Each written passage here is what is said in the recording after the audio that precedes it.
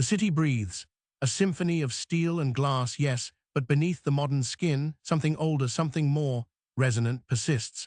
We're talking about the bones of the city, the very structures that witnessed its transformation. Tonight, we're going deep into the forgotten spaces of pre-war tenement buildings.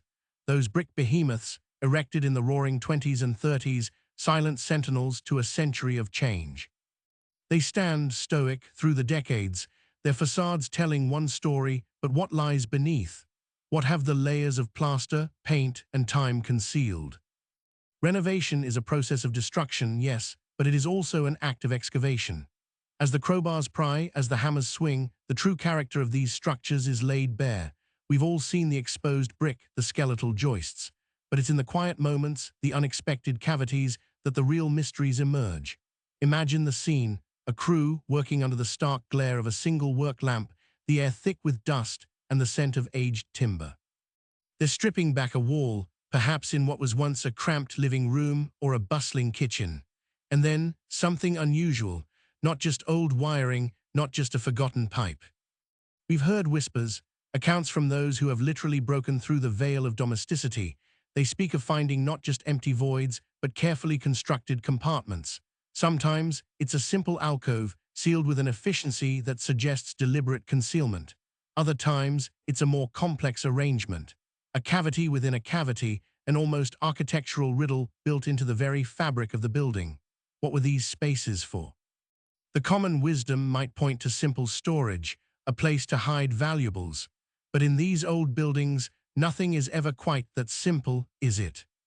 Consider the context of the era. The interwar period was a time of immense social and economic upheaval.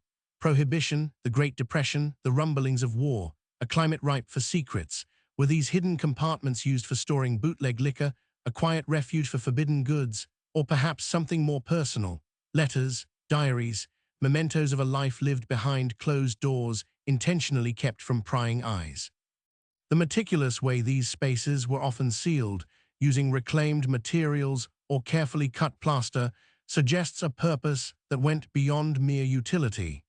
It speaks of intent, of a need for secrecy that was deeply embedded in the architecture itself.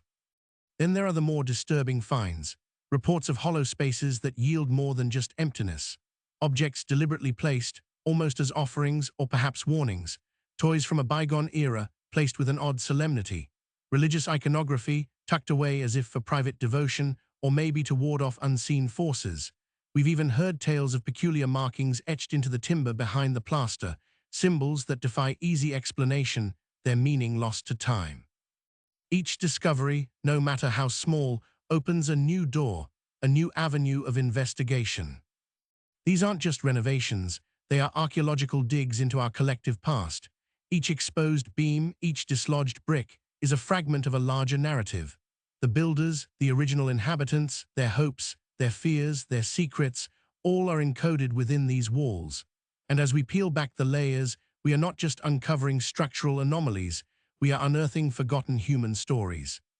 Stories that, in their quiet persistence, continue to shape the urban landscape, whispering their truths to those who bother to listen. What would you do if you found a hidden compartment in your own home? What secrets do you think are waiting to be revealed in the silent spaces between the bricks?